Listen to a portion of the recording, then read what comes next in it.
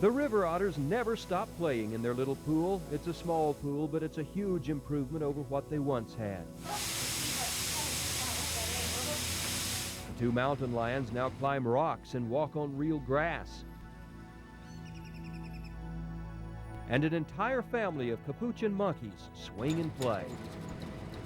Zoo Director Steve Deal is a man on a mission to improve the lives of all the animals for which he's responsible. When he was a kid in Alamogordo, he says he couldn't enjoy the zoo because he felt sorry for the animals. Now he's in a position to help. We're dealing with live animals here. If this isn't something to stock on a shelf, it's something that you have to put that extra effort into. I believe that ethically as well as morally. It's safe to say this is one of the oldest zoos in the entire country. It started in 1898, and it's changed a lot since then. The park was built as a way to entice people to stay. The zoo was started really by accident when townspeople brought ducks and other animals and left them in the park. Today, the ducks and waterfowl and turtles are the first things you see.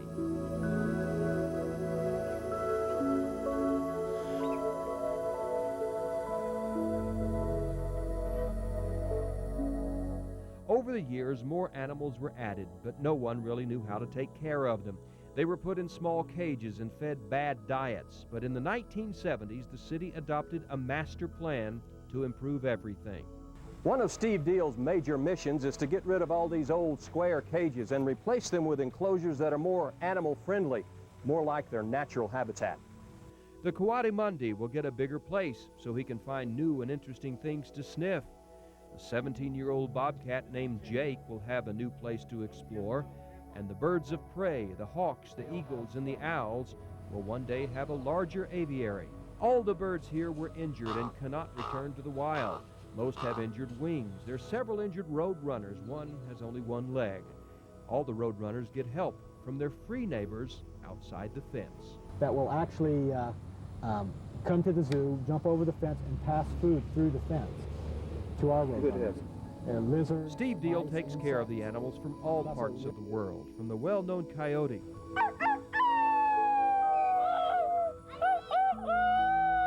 Look, there's one coming.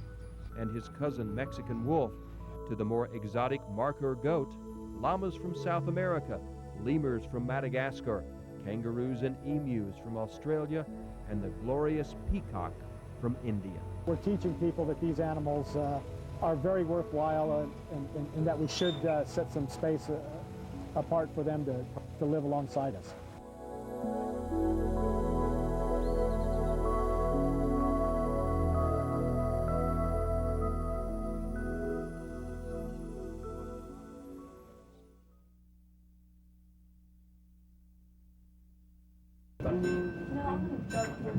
Okay, how's everybody doing today?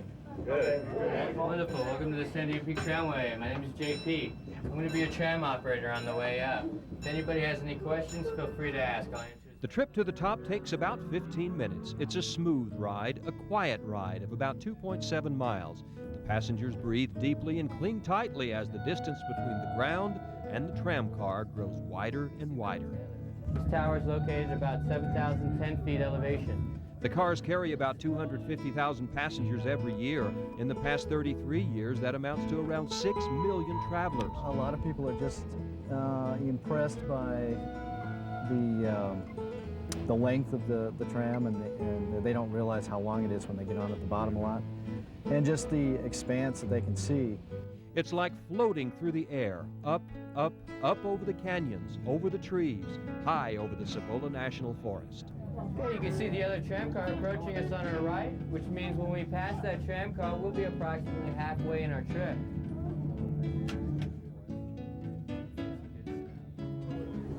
There you go. Welcome to the top.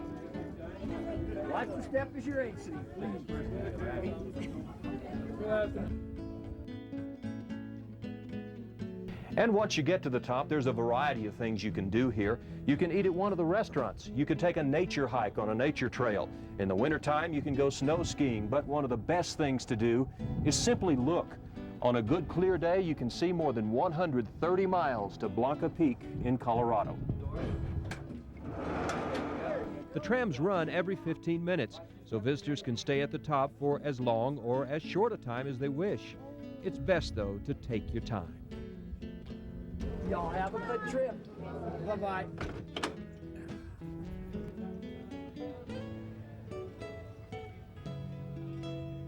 The highest point of the tram is 8,700 feet. Going down is another smooth, gliding adventure. Once we start down from the top, we have 1.5 miles to go before we hit the first tower.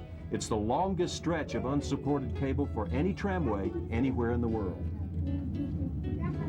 Well, I think my favorite thing is that it changes all the time. It goes up over a national forest wilderness area, and the mountain just changes all the time. Huge red wheels keep the miles and miles of steel cable looping and looping around, and they keep the tram cars going smoothly along their way until they get to the bottom, where another group is waiting for the ride.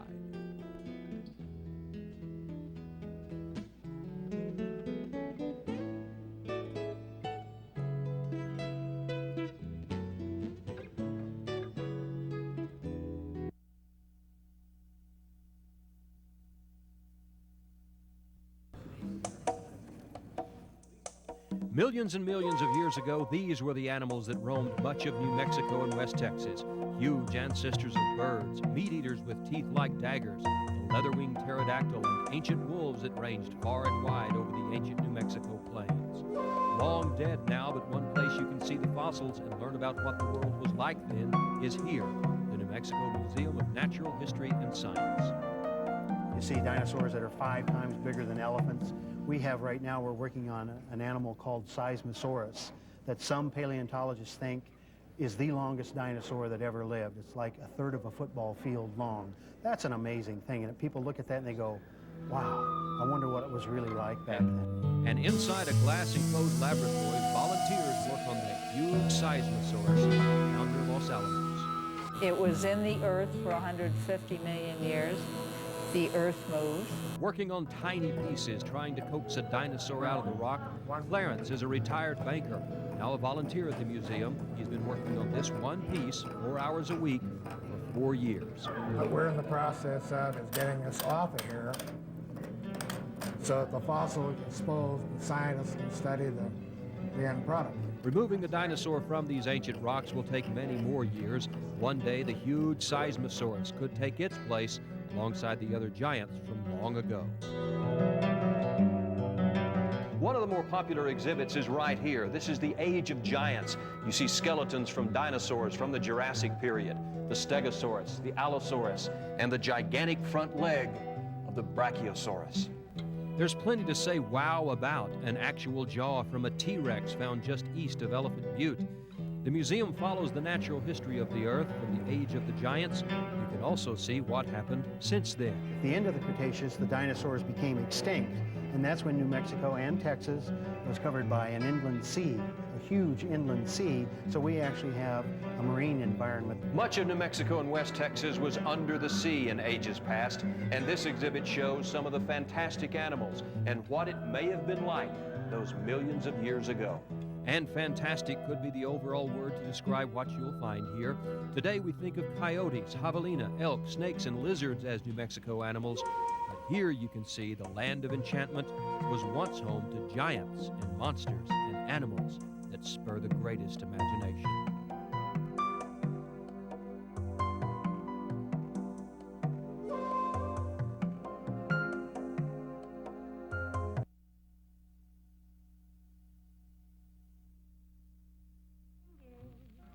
Before the scientists arrived, there were only a few farmers and a boys' ranch school. The last class of that school graduated in 1943, just before the construction started and the scientists moved in.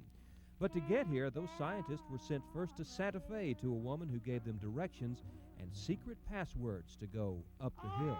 It was a secret city. Yes.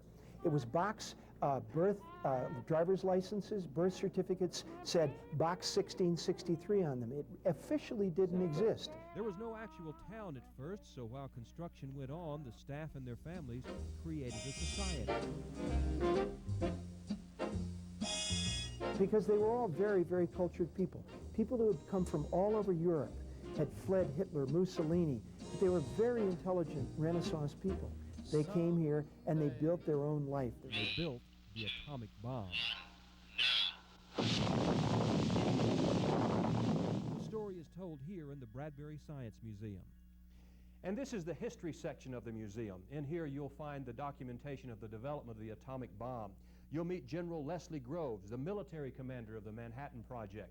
And right up here, Dr. J. Robert Oppenheimer, the scientific leader. Groves was a hard-driving general who knew how to get things done. Oppenheimer was a free-thinking scientist who clashed with the military way of life. And there's a letter here from Albert Einstein asking President Roosevelt to consider the wartime use of atomic power. That led to the Manhattan Project and the bomb. I'm standing by Fat Man. This was the second use of nuclear weapons in World War II. It's a plutonium weapon. It's actually a replica of it. And it was used in the strike against Nagasaki, Japan, August 9th, 1945. There's also a replica of Little Boy, dropped on Hiroshima 2 days earlier. Nuclear weapons and nuclear energy have always been controversial subjects for the American public, and the Bradbury Museum realizes that. That's why they have this display. It's the public forum, so people can give their opinions on those issues. People will come in, they'll write in our visitor book, "Thank goodness for you, Los Alamos. If it wasn't for you, I wouldn't be here today because my dad was on a troop ship headed for Japan, and that troop ship turned around." Other people feel that because of some of the problems that are out there in the nuclear weapons establishment, problems of disposal of materials, that this is a bad place. Nuclear weapons is only part of what Los Alamos Labs does nowadays. Range from the controversial to the non-controversial. With the most powerful computers in the world, the labs are involved in cutting-edge science on climate, the ocean, the Human Genome Project to find answers to diseases. Little kids have hands-on time with that science. But even so, at the Bradbury Museum, it's difficult to take your eyes off the replicas of the first atomic bombs and realize the role of Los Alamos in ushering in the atomic age.